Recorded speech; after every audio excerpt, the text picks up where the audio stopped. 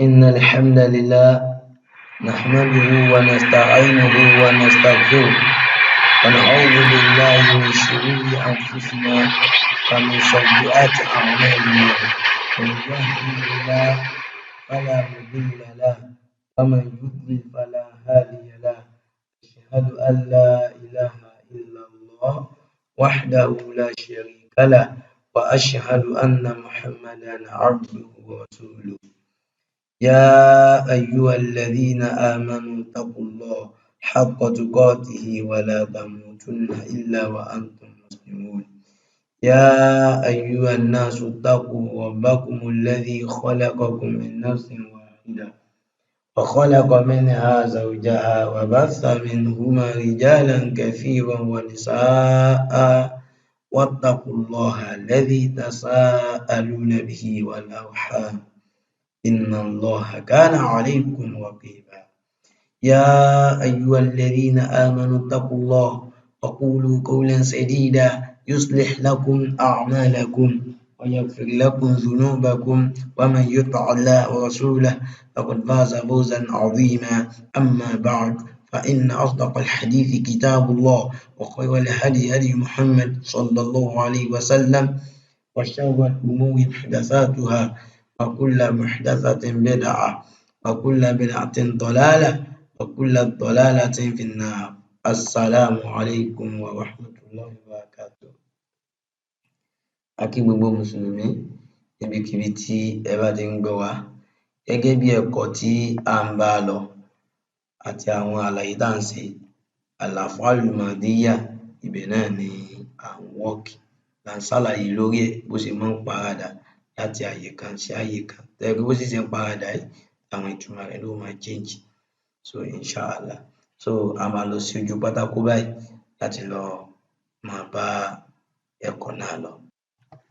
Now so ẹni tó máa bá wa ká lọ ibi tí a dé ní ẹ̀kọ́ tó kọjá ibẹ̀ náà ni bí a ṣe ń mú fíìlù àwọn obìnrin tó pọ̀ tó jẹ́ fíìlù máàdí àwọn obìnrin tó pọ̀ tí wọ́n ti ṣe iṣẹ́ yẹn sẹ́yìn ibẹ̀ náà ni a dé òun náà ni dhahabna.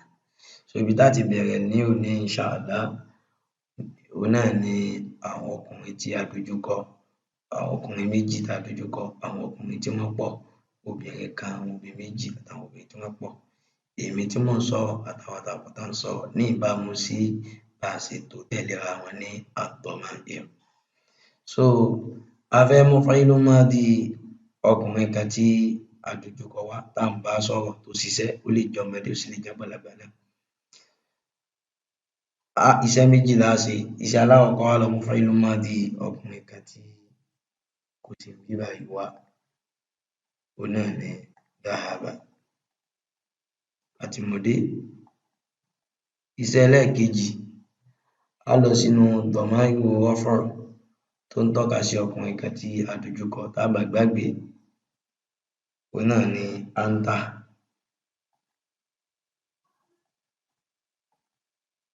Anta àti mùdé. Tí dọ̀míìrù raf'u bá ti wọlé tọ fíìlù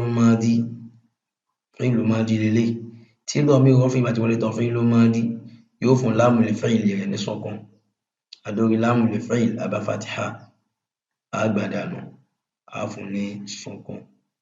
Bákan náà á ń tó wà níbi anta á já dànù. So tá bá wá dà á pọ̀ yóò wá di dhahabta.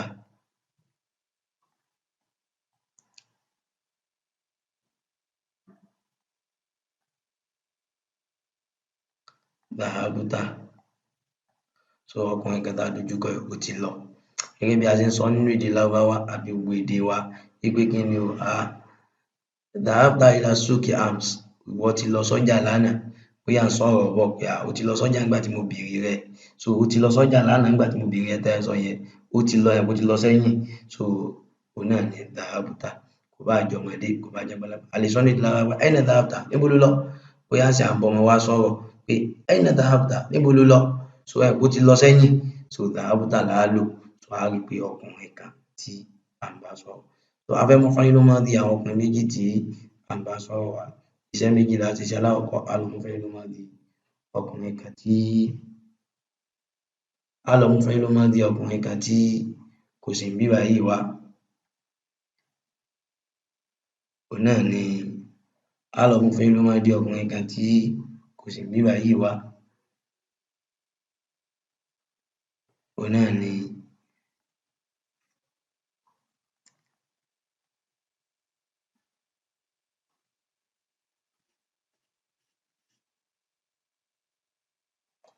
á lọ mú fi'lu madi ọkùnrin kan tí kò sí níbí báyìí wá, òun náà ni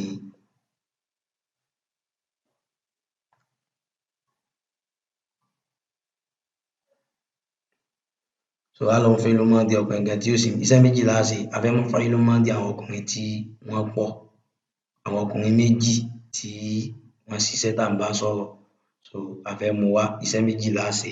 Iṣẹ́ alákọ̀ọ́kọ́ tí a fẹ́ kí á ṣe òun náà ni pé á lọ mú fi'lu madi ọkùnrin kan tí kò sí níbí báyìí wá, òun náà ni dhahaba, a ti mú dé.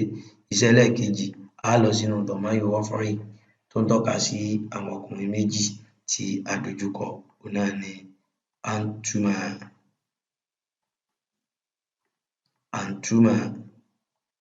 a ti mú dé. Tí dọ̀máìrù raf'i bá ti wọlé tọ fi'lu madi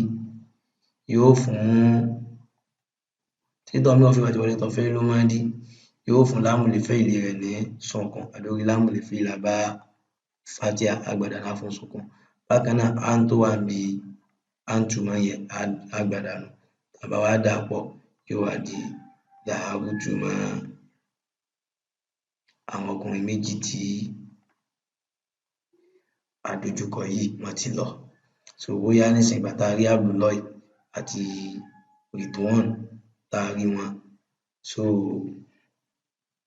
mistake ti wà níbí báyìí.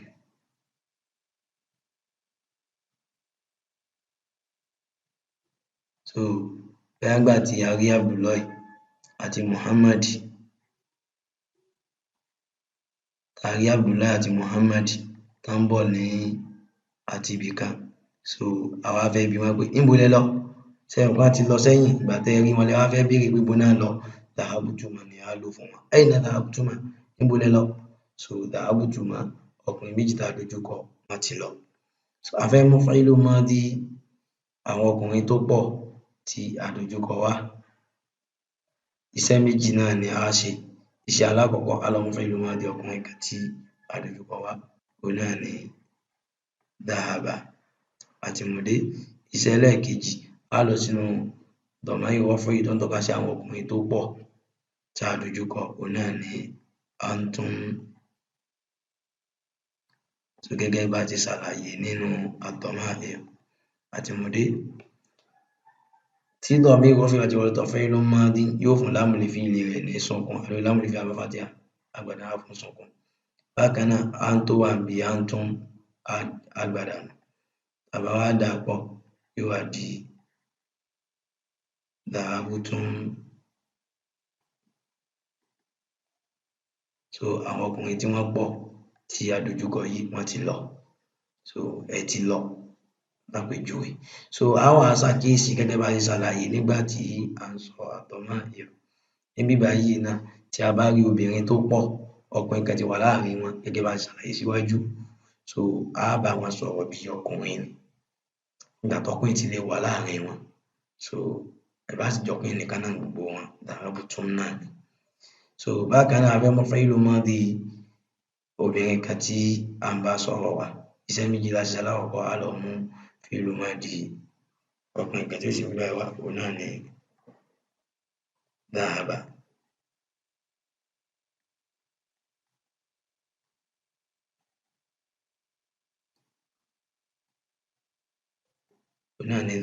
A ti mú dé. Iṣẹ́ ẹlẹ́ẹ̀kejì á lọ sínú dọ̀máìrù raf'i tó ń tọ́ka sí obìnrin kan tí a dojúkọ, òun náà ni anti. Tí dọ̀máìrù raf'i bá ti wọlé tọ fi'lu madi yóò fún lámù li fi'li rẹ̀ ní sukun àbí lámù li fi'li bá fatiha á gbà dànù, á fún sukun. Bákan náà an tó wà níbi anti á gbà dànù, tá bá dà pọ̀ yóò wá di dhahabti. obìnrin kan tá a dojúkọ ó ti lọ, bóyá lọ́mọ kékeré sì tó yẹ kó orúkọ rẹ̀ ń jẹ́ bí Aisha, ẹ wá fẹ́ bi pé níbo lo ti ń bọ̀, níbo lo lọ? Aina dhahabti. Láti rí i pé bí Lárúbáwá ṣe máa ń bá bí àwọn Lárúbáwá ṣe máa ń bá ọkùnrin sọ̀rọ̀ ó yàtọ̀ sí bí wọ́n ṣe máa ń bá obìnrin sọ̀rọ̀. Àwọn nǹkan tá a máa wòye sí náà nìyí. Tó bá jẹ́ pọ́kùnrin ni òun máa jẹ́ dhahabta, ó ti lọ. Tó bá jẹ́ pé obìnrin ni òun máa jẹ́ dhahabti, á fún ní kasra. A fẹ́ mú fa'ilun madin àwọn obìnrin méjì tí a dojúkọ wá, iṣẹ́ méjì la ṣe. Iṣẹ́ alákọ̀ọ́kọ́, a lọ mú fa'ilun madi ọkùnrin kan tí ó sì ń bí báyìí wá àti mùdé. Iṣẹ́ ẹlẹ́ẹ̀kejì, a lọ sínú dọ̀míìrù raf'i tó ń tọ́ka sí àwọn obìnrin méjì tá a dojúkọ, òun náà ni antuma àti mùdé. Tí dọ̀míìrù raf'i bá ti wọlé tán fa'ilun madin yóò fún láàmù fi'li rẹ̀ ní sukun, adórí àbá fatiha agbada náà fún sukun. Bákan náà an tó wà níbi antuma agbada tá a bá wá dà á pọ̀ yóò wá di dhahabtuma. Àwọn obìnrin méjì tá a dojúkọ yìí ẹ ti lọ, bóyá Aisha àti Zainabu ẹ ti lọ. A tún wá ṣàkíyèsí náà gẹ́gẹ́ bá a ṣe máa ń ṣàlàyé bọ̀, gẹ́gẹ́ bí mo ti ṣàlàyé síwájú, òun ni wípé tó bá jẹ́ pọ́kùnrin kan àti obìnrin kan náà ni dhahabtuma náà ni. Tó bá jẹ́ pé obìnrin méjì dhahabtuma náà ni. Bí ìyẹn ṣe rí nìyẹn. A fẹ́ mú fa'ilun madin àwọn obìnrin tó pọ̀ tí a dojúkọ wá. Iṣẹ́ méjì la ṣe. Iṣẹ́ alákọ̀ọ́kọ́, a lọ mú fa'ilun madi ọkùnrin kan tí ó sì ń bí báyìí wá àti mùdé. Iṣẹ́ ẹlẹ́ẹ̀kejì, a lọ sínú dọ̀míìrù raf'i tó ń tọ́ka sí àwọn obìnrin tí wọ́n pọ̀, òun náà ni antunna.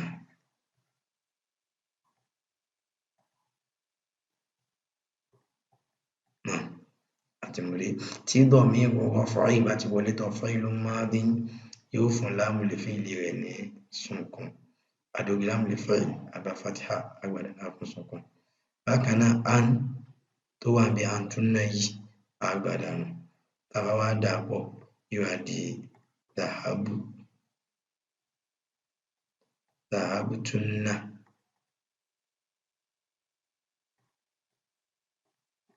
Ònìyẹn yóò wá di dhahabtunna. Àwọn obìnrin tí wọ́n pọ̀ tí a dojúkọ yìí ẹ ti lọ. Tá a bá lọ́mọ mẹ́ta ń sìn tí a ti lọ́kùnrin, ọmọ mẹ́tẹ̀ẹ̀ta yẹn sì jẹ́ obìnrin, wọ́n ti wá ṣeré lọ àbí ẹ̀ tí ẹ mọ ibi tán lọ. Wọ́n wá dé, wọ́n wá fẹ́ bi wọ́n, níbo lẹ lọ?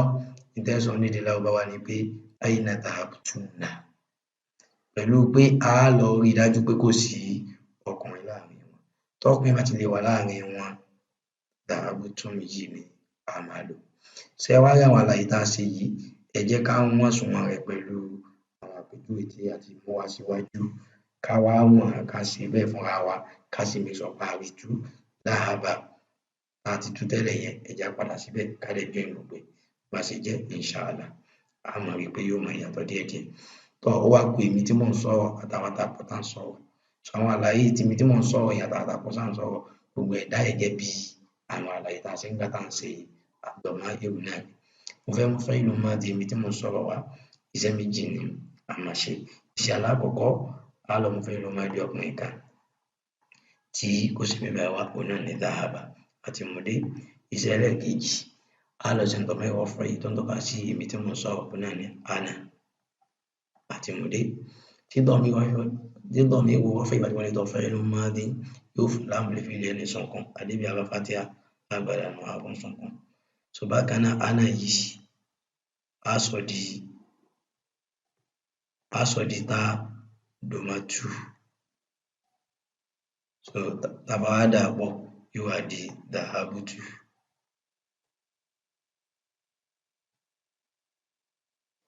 Dhahabtu, mo ti lọ. Báyìí náà bá fẹ́ rìpọ́ọ̀tù pé ìgbà tó wálé mo ti lọ sí ọjà ni, mo ti lọ school ni, mo ti lọ ibi iṣẹ́ ni, dhahabtu là ń sọ ní èdè Lárúbáwá. Ká wá wọ̀n pẹ̀lú tá a mú wá bọ̀. N tóbìnrin ó sọ náà nìyẹn, n tọ́kùnrin ó sọ náà nìyẹn. Kò bá jọmọdé, kò bá jàgbàlagbà, bá ṣe máa sọ ní èdè Lárúbáwá nìyẹn. Ó wá ku àwa tá a pọ̀ tá ń sọ̀rọ̀. A fẹ́ mú fáìlú máàdì àwọn ọkùnrin àwọn tápọ̀ tá ń sọ̀rọ̀ wa. Iṣẹ́ méjì la ṣe. Iṣẹ́ alákọ̀ọ́kọ́, a lọ mú fáìlú máàdì ọkùnrin kan tí kò sí níbí báyìí wá. Òun náà ni dhahaba àti mú dé. Iṣẹ́ ẹlẹ́ẹ̀kejì, a lọ sínú damā'iru rafa' tí ó ń tọ́ka sí àwọn tápọ̀ tá ń sọ̀rọ̀. Òun náà ni nahnu àti mú dé. Tí damiru rafa'i bá ti wọlé tọ fáìlú máàdì yóò fún lámùl fi'li rẹ̀ ní sukun. A lórí lámùl fa'il a bá fatiha, a gbàdá náà fún sukun. Bákan náà nahnu yìí, a sọ di nun fati alif madina. Tá bá wá dà pọ̀, yóò wá di dhahabna.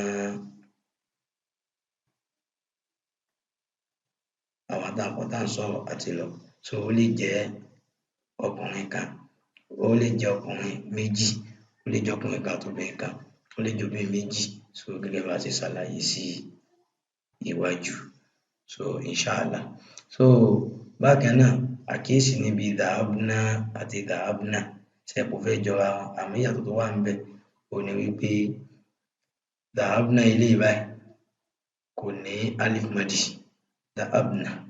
So ẹ máa rí nínú Quran dáadáa tá la máa ń lò tí a ti gbé nǹkan tó fi parí bẹ́ẹ̀ yẹn pẹ̀lú núnù tó gba fatiha tí sukun sáwájú ẹ̀, ẹ ti mọ̀ pé ọ̀pọ̀lọpọ̀ nǹkan abo tó pọ̀ ni wọ́n ń sọ.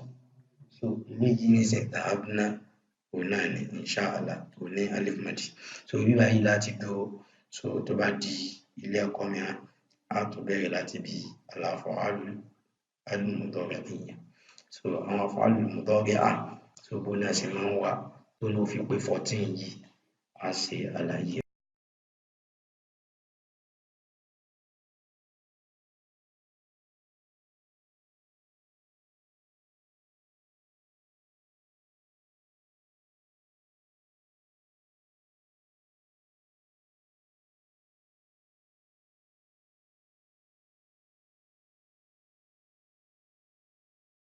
inshallah. سبحانك اللهم وبحمدك أشهد أن لا إله إلا أنت أستغفرك وأتوب إليك. السلام عليكم ورحمة الله وبركاته.